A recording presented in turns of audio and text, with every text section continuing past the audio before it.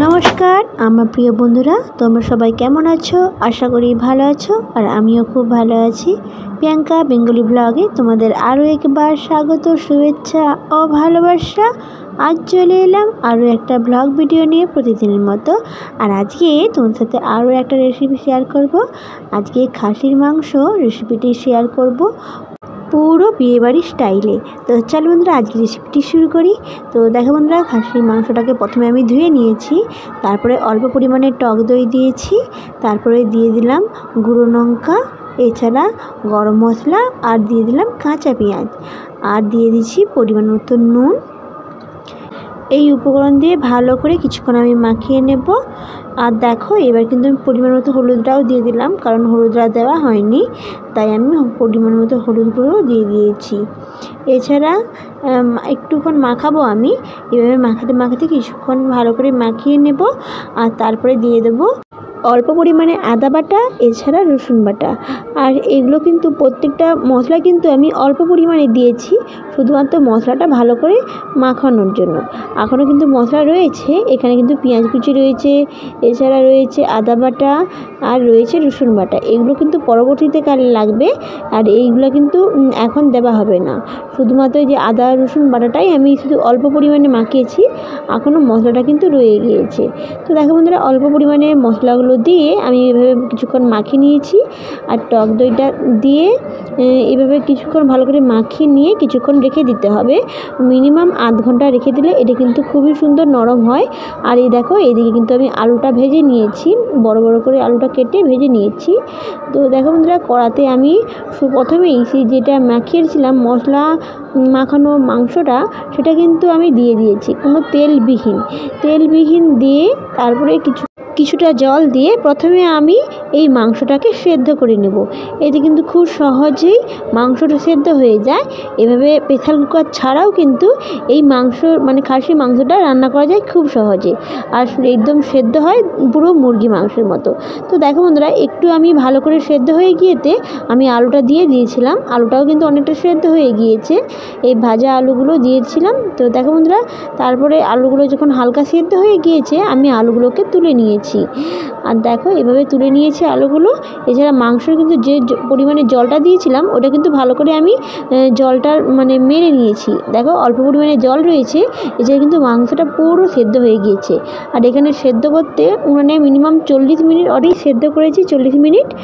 এছাড়া এই মাংসটাকে বেশি না, অর্ধেক মানে হাফ সেদ্ধ হবে এরকমই সেদ্ধ করে নিতে হবে প্রথমেই। তো দেখো বন্ধুরা, মশলা দিয়ে কিন্তু সেদ্ধটা হয়েছে। আর এখানে আরও মশলা রয়েছে, পেঁয়াজ কুচি, আদা কুচি, এই মশলাগুলো দিয়ে এবার রান্নাটা আমি শুরু করব। এবারে এই মাংসটাকে ভালো করে কষিয়ে নিতে হবে। আর দেখো প্রথমে শুকনো লঙ্কা দিয়েছি দুটো, এছাড়া তেজপাতাটা দিয়ে দিয়েছি। একটু ভালো করে ভাজা হতে আমি পেঁয়াজ কুচিগুলো দিয়ে দিলাম। তো দেখো বন্ধুরা, পেঁয়াজ কুচিগুলো একটু ভালো করে ভেজে নেব। আর এখানে দিয়ে দেবো পরিমাণ মতো নুন। তো দেখো বন্ধুরা, সেখানে আমি নুন দিয়েছি মাংসের জন্য, আর এখানে মশলা কষানোর জন্য আমি আবার নতুন করে নুন দিয়েছি। এছাড়া দিয়ে দিলাম আদা বাটা। আর আদা বাটাটাকে প্রথমে একটু ভালো করে ভেজে নিতে হবে, তারপরে দিয়ে দিচ্ছি রসুন বাটাটা। এছাড়া আমি দিয়ে দেবো লঙ্কা গুঁড়ো।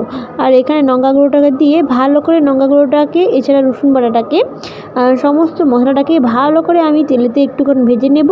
আর এতে কিন্তু মানে আদার যে কাঁচা ফ্লেভার থাকে সেটা কিন্তু চলে যায়। তারপরে দেখো অল্প পরিমাণে আমি জলটা দিয়ে দিলাম। আর বন্ধুরা, আমি কিন্তু লঙ্কা গুঁড়োর সঙ্গে আমি হলুদ গুঁড়োটাও দিয়ে দিয়েছি, আর সেটা তোমাদের সাথে শেয়ার করিনি, তোমরা কিন্তু দিয়ে দেবে। তো দেখো বন্ধুরা, আমি সমস্ত মশলাটাকে দিয়ে ভালো করে কিছুক্ষণ নেড়ে চেড়ে নেব এইভাবে। তারপরে অল্প পরিমাণে জল দিয়ে দেবো যাতে না মশলাটা নিচে লেগে যায়। আর এইভাবে কিন্তু ভালো করে কিছুক্ষণ নাড়াচাড়া করব। এতে কিন্তু মশলাটা ভালোভাবে কষানো হয়ে যাবে। আর মশলাটা কষানো হয়ে গেলে আমি সেদ্ধ করা মাংসগুলোকে আমি দিয়ে দেব। আর কিন্তু সেদ্ধ করার পরে যে মাংসর জলটা রয়ে গিয়েছে সেটা কিন্তু রেখে দেবো পরবর্তীকালে সেটা দেওয়ার জন্য। আর দেখো এখানে কিন্তু আমি দিয়ে দিয়েছি অলরেডি মানে মাংস, এছাড়া আলু ভালো করে দিয়ে এবার আমি কষিয়ে নেব কিছুক্ষণ। এইভাবে কিছুক্ষণ ভালো করে নাড়াচাড়া করে নেব। এখানে কিন্তু মাংস কষানোটা কিন্তু ভালো টেস্ট হয়, ওই জন্য আমি কিছুক্ষণ ভালোভাবে কষিয়ে নেব। আর তার সাথে দিয়ে দেবো গরম মশলা। এখানে কিন্তু আমি গরম মশলাটা দিয়ে দিলাম, এতে কিন্তু স্বাদ বাড়ে মাংসের তরকারি। তো দেখো বন্ধুরা কিছুক্ষণ আমি ভালো করে কষিয়ে নিয়েছি। আর দেখো এখানে কিন্তু খুব সুন্দর একটা মশলার একটা কালার খুব সুন্দর চলে এসেছে। আর মশলাগুলোর সঙ্গে মাংসটা এছাড়া আলুটা খুব সুন্দরভাবে মিশে গিয়েছে। তো দেখো বন্ধুরা এইভাবে আমি ভালো করে কিছুক্ষণ কষিয়ে নিয়েছি। তারপরে আমি দিয়ে দিচ্ছি জলটা। আর এখানে যে জলটা সেদ্ধ করা ছিল সেই জলটা কিন্তু আমি ফেলে দিই না, কারণ সেখানেও কিন্তু মশলা জল সেদ্ধ করাই ছিল। সেখানে সেই জলটা এছাড়া এক্সট্রা বেশি করে একটু জল দিয়ে আমি ভালো করে ফুটিয়ে নেব। তো দেখো বন্ধুরা এইভাবে আমি মাংসটা জলটা দিয়ে পরিমাণত জলটা দিয়ে এভাবে কিছুক্ষণ আমি নাড়াচাড়া করে নেবো। আর এইদিকে দেখো জলটা ফুটে গেলেই আর আলুটা সেদ্ধ তো অনেকটা হয়েই গিয়েছে, কারণ মাংসের সঙ্গে আলুটা সেদ্ধ করে দিয়েছিলাম প্রথমে। আর এভাবে কিছুক্ষণ ফুটিয়ে নিলে পুরো বিয়েবাড়ির স্টাইলে মাংসের রেসিপি কমপ্লিট। এভাবে তোমরা কিন্তু খুব সহজেই রান্নাটা করতে পারো। আর খেয়ে কমেন্টে অবশ্যই জানিও আজকের রেসিপিটি তোমাদের কাছে কেমন লেগেছে। ধন্যবাদ এতক্ষণ ভিডিওটি দেখার জন্য।